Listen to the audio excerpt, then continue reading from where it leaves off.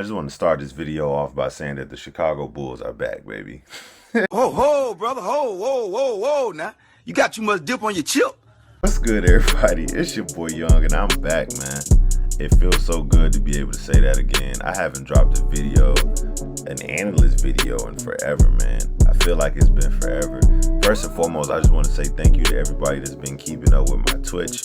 I haven't been dropping videos the way I wanted to, simply off the fact that a lot of things have been changing in my life.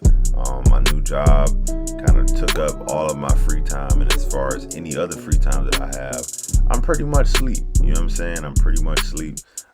And just it's not as consistent as I want it to be, but I do find some time every now and then to give you guys a Twitch stream every now and then. You know what I'm saying? And we kind of just rock the way we rock. But I just want to say thank you to everybody that's been rocking with the Twitch. But I gotta talk about my Chicago Bulls, man. You know what I'm saying? This is for that roster that we had, where we had, oh my God, Marquise T is our starting point guard. Jesus Christ, Lord God. Look, I'm gonna just be honest with y'all, man. At first, I didn't want to make this video until like everything was finalized, because there was a report came out that we were gonna trade for DeJounte Murray.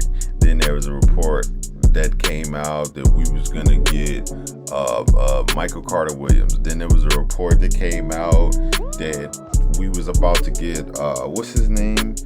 We was about to get Dennis Schroeder. Like, it was so many reports that came out about the Bulls and what we were gonna do when free agency started. And I'm gonna be honest with y'all, I was stressing out.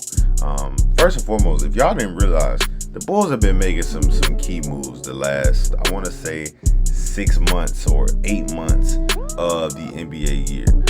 First and foremost, we went and got Vooch. I feel like we kind of gave up a lot for Vooch, but hey, we traded for another all-star partner, Jesus, get my words out. Partner next to Zach LaVine. And so when it came to this offseason, I'm going to be real, y'all. Like, I don't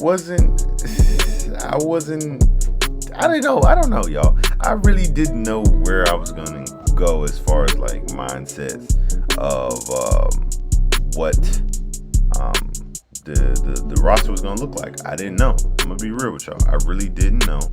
And so it was just kind of up in the air. But shout out to the front office. The front office made some moves. So the first move that we made, and it caught me, it didn't necessarily catch me off guard, but the time frame and how it happened caught me off guard. But we ended up getting Lonzo Ball, and Lonzo had been on my radar. If anybody knows me personally, they know Lonzo has been on my radar since Lonzo was in college. And I used to joke around like, oh my God, like Lonzo would be so tough playing for the Bulls. Like, oh my God, like it would be crazy if Lonzo played for the Bulls. And then it happened. So it kind of caught me off guard. But that first deal that we pulled off in free agency was Lonzo Ball. Now, we were able to get rid of I was about to say Alex Caruso. Jesus, that's another player that we got. But we were able to get rid of Satoransky. We also was able to get rid of Gary Temple. And, you know what I'm saying? I'm going to be honest with y'all, I didn't feel any type of way. We gave him a 2024 second round pick and cash considerations. I didn't feel no type of way. To me, I felt like that was a fleece. And we were able to get that deal done, and it was over and done with. As far as how Lonzo Ball fits, I feel like that could be a separate video, but I'm going to give y'all like a quick synopsis of how Lonzo fits from somebody that watches the Bulls games. I literally watched every game, win or lose. I watched almost every game if I had to.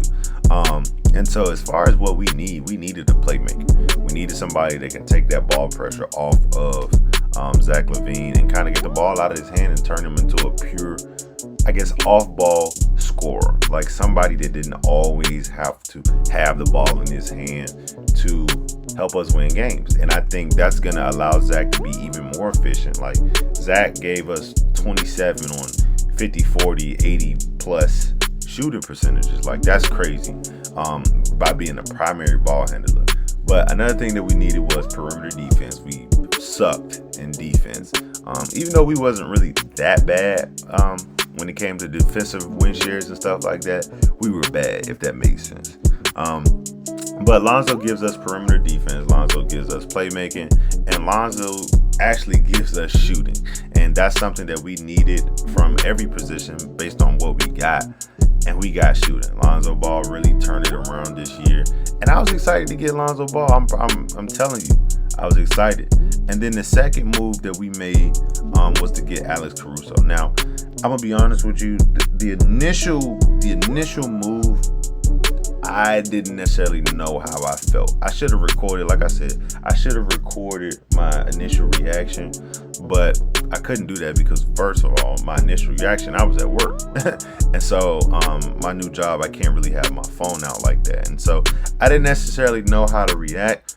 At first, I was like, what the hell? Alex Caruso? Why the hell are we signing Alex Caruso? And then I thought about it for a while. Shout out to my homie Dre. We kind of sat and talked about it. And then I thought about it and I was like, wait, Alex Caruso is a great defender. You can kind of put him at both guard spots. He's a great shooter. And I just thought about it and I'm just like, it's finally going to get Kobe the help he needs as far as rounding out his game. I've always been one to say that Kobe White is a shooting guard, and Kobe White has to just accept that role. I think the front office finally accepted that role, that he is a shooting guard. Kobe White, to me, is not a point guard. Kobe White is supposed to be out on that floor to get buckets, and that's it. And the times that Kobe White has had that responsibility, he did the damn thing. I can go back to his rookie year after the All-Star break, before everything shut down. Kobe White was damn near averaging like 22, and he was going crazy, but his assist numbers weren't that high. And so when I saw that, I was just like, okay, yeah, he's definitely a flamethrower. Now, as far as how that's going to work in the future, you know what I'm saying, if he's the starting point guard down the line or something like that, I don't necessarily know.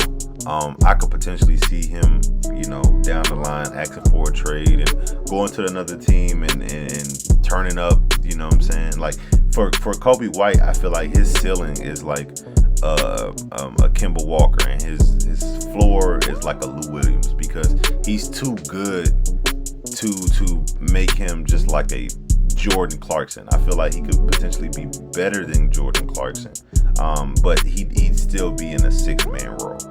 That's the idea that I really have for him, is that he can be a Jordan Clarkson type player where he can come in, give you 20 off the bench, 18, 19, 17 off the bench or something like that, and I'm hoping that happens. But Alex Caruso is going to be our point guard off the bench, and he gives us the same type of intangibles that Lonzo does, but at the same time, he's not necessarily a playmaker, but he's a great plug-and-play guard. So I was pretty excited about that after the fact. The number as far as what we gave him, I'm still like, I'm still trying to figure out why we gave him that much. I feel like that was an overpay. I'm gonna be real with y'all. But, stuff happens. The last move that we made, I was torn in between the two. You know what I'm saying? I know y'all heard that song, torn in between the two, cause I really wanna be with you. Yeah, that's how I was feeling, because we got DeMar DeRozan. We got DeMar DeRozan, aka what I've been calling him, DeMar the mid-range. I'm gonna need to get that patent, because nobody's ever said that, and I want that to get patent. You know what I'm saying? DeMar, holla at me, man. I got a new nickname for you, DeMar the mid-range. But we gave up too many picks, first of all. We gave up a future first, we gave up 2 future second round picks, and we gave up Thaddeus Young. Now, I'm gonna be honest, this year was probably Thad's best year ever in the league. It was kind of reminiscent to his last year with the Pacers as far as his role, but also his effectiveness on the floor. I didn't want to give up Thad. I'm going to be honest with you. Thad was like our second best player before Vooch got there. Like, let's just be real. Thad was like a Swiss Army knife. You could put him at the 3, and Thad did what he had to do. He was our best defender inside and outside. Hook shot was crazy. You know what I'm saying? Thad was a great passer. You know what I'm saying? Shout out to Stacy. Stacey King calling him Dagic Johnson, because Dad literally would flirt with a triple-double like all the time. And so Dad was like really a cornerstone in that team. Even though we only won like 22, 23 games. I really kind of fell in love with Dad's game. I'm gonna be honest with y'all. When Dad first got there, Dad used to piss me the hell off, because Dad would just do just all dumb shit. Like, oh my God, when I was like, why in the hell did we sign Dad? Like, yo, what is he doing? And so, yeah, I think that's a bigger shout out to Billy Donovan for kind of figuring out how he wanted to use Dad. And figuring out, what Dad's strengths and weaknesses are to kind of put him in the best place possible. So Dad was pretty great for us. I just didn't want Dad to leave. Like, a starting lineup with Patrick at the 4, and you got Dad coming off the bench, I really felt like it would have did us a good deed in having him on the team. So with us doing this trade for DeMar, I really wanted Laurie to kind of go there and him kind of thrive with a Popovich system, but it didn't happen that way, and we didn't keep Thaddeus. So I'm still coping with that. I feel like that's gonna bite us in the butt further on down the season. But at the same time, with these moves, it made us relevant again. We also ended up getting Tony Bradley, which is a pretty solid big man. Tony Bradley used to play for the Thunder. He used to play for the Thunder. He used to play for the 76ers, and he's pretty solid. You know what I'm saying? Pretty solid big man. We only need him to pick and roll and protect that rim. That's it. That's all you really need with a backup big. I was kind of sad that we had to let Tice go, but you know what I'm saying? Just stuff happens, man. As far as what it looks like when it comes to our team, what's the word I'm looking for? A made up lineup, I guess, is Lonzo Ball, Zach LaVine, DeMar DeRozan, Patrick at the 4, and Vooch at the 5. Now, I'm gonna say this, right? This team, I don't really know how to explain this, guys.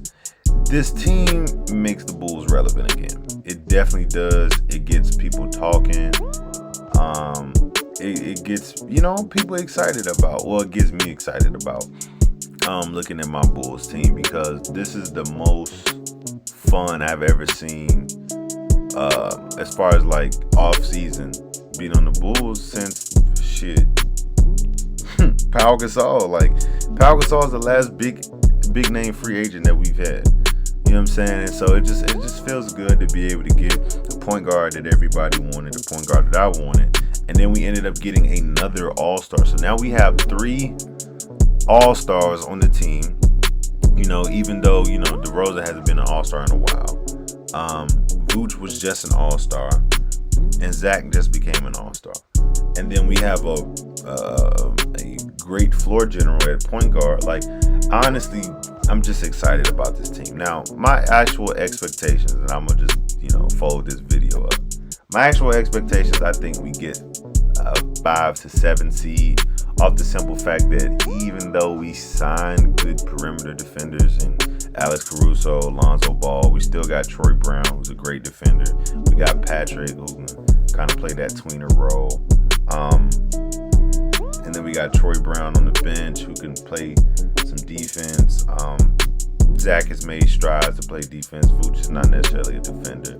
DeRozan is not necessarily a defender. I don't see enough defense with our team to where we can crack the top 3 or crack the top 4. Like, even 5 to me is pushing it. Like, I look at this team like the Mavericks of the East, basically. Like, we're probably gonna lead the East in like scoring, so we'd probably put up 100 points a night, 115 points a night. Like, I could see us doing that, but I could see us being in the tops of the offensive ratings, but in the bottoms of defensive ratings. Now, Billy Donovan is a good defensive coach. I read somewhere that Billy Donovan has never had a team since he's been in the league, be lower than 12th in defensive ratings. And that was the case with us last year. We were 12th last year in defensive ratings. And it kind of shocked me because I watched a lot of the games, and a lot of the things that used to piss me off about the Bulls is how we would tackle the pick and roll, how we would tackle like drop coverages and picking up on men and stuff like this. So I'm looking at this team. On paper, it looks good. On paper, it's very exciting, but I know there's some negatives on this team, and the biggest one is defense. Now, as far as the positives is concerned, the only thing that I am kind of like in limbo about is how we're gonna use Lonzo. And this is what I mean, right? DeMar DeRozan is not the best three-point shooter. And because of that, I feel like DeMar is going to have the ball in his hands a little bit more. And DeMar made strides to become a better playmaker his last year with the Spurs, averaging almost 7 assists a game. And he had 2 turnovers a game as well. So that was the best assist to turnover ratio in the league that I actually read, which is pretty good. But at the same time, my biggest issue for Lonzo was when he was playing with the Pelicans and they was using him basically as a 2 guard. He was kind of playing off the ball, spotting up. I didn't really like that for Lonzo. My idea for Lonzo is Lonzo being the primary ball handler. He operating in the offense, doing what he got to do, you know what I'm saying, orchestrating everything and getting everybody good looks. Now, what I really want is that. But what I think is going to happen is that the offense is going to kind of be ran through DeMar as more of a point forward type role, because DeMar is not the best three-point shooter. And so kind of playing DeMar off the ball is kind of going to put DeMar in more of ways where he can cut to the basket. But I don't really necessarily see DeMar doing a lot of cuts because he's older now. But when I look at some of the plays that we ran for certain guards and things of that nature, there's this one play where we run like a down screen in the corners off of the baseline, and Zach always has like a little bounce pass cut down to the basket where he dunks every single time. Like that's literally a bucket every single time. I don't know how to play. I wish I had clips. If I put up a clip here, then you know what I'm saying, we go with it. But if not, we just gonna keep going with the video. But that play is what comes to mind when I look at DeMar DeRozan as far as him playing off the ball. And so hopefully, you know what I'm saying, something transpires to where he can get just put into the offense. But as far as everybody else, I feel like it just works. It just works. You know what I'm saying? Having Lonzo either play on and off the ball with him being a better shooter, it works. Zach, I feel like, can be one of the best, if not the best scorer in the league. You know what I'm saying? Barring injury and what he can do on the floor. But I honestly feel like Zach has the tools, if he can stay healthy, to be one of the best scorers in the league. Now, KD is still alive and breathing, so I'm never going to say that Zach can be one of the best scorers in the league. But Zach can put up numbers at a high clip and be very efficient. And I think that's what creates great scorers, like people like Kevin Durant, people like LeBron James. Those types of scorers are so efficient. And Zach this year let me know and let a lot of people know, with him being the first-time All-Star, that, hey, I can give y'all 27 on 50, 40, 80 plus shooting. Like, I think with him actually having other ball handlers on the floor, Zach's point production is going to go down. So I say he averaged like 24, 24, 23. But I think it helps other people on the floor actually get into their offense. So best case scenario, I'm going to say this, right? We make 4th seed. I say Lonzo averages 15 and 7. Zach averages 23 and 4. DeMar probably averages like 18 and 6. Pat probably give me a cool 9 and 5. I don't know. It's Pat, I think, is the joker in the deck. Like, I don't know what I'm gonna get from Pat. Now, if Pat came out and gave me like 13 and 4 at the 4, I would be okay with that. And as far as Vooch, I think Vooch will still give me 19-9 or 20-10. I don't necessarily know. That's the best case scenario. Worst case scenario, we be the 8th seed, and we get bounced out in the first round because we can't guard anybody. But as far as the Bulls are concerned, overall, I'm excited. I think today, Wednesday, August 11th, the trade finally went through for DeMar DeRozan. So it's official. And I just wanted to put this edit on the screen of Jesus Christ. I'm getting sick looking at this, y'all. The old lineup that we used to have a long time ago. It was Cameron Payne, Justin Holiday. Jesus, I'm about to throw up. Denzel Valentine, Paul Zipser, and Cristiano Felicio. Jesus Christ. But anyways, I'm going to get on up out of here, man. I'm going to holler at y'all later. Peace and love. Make sure y'all go follow me on Twitch, twitch.com/BeForeverYoung, where I stream whenever I can. I'm going to holler at y'all later, man. Peace.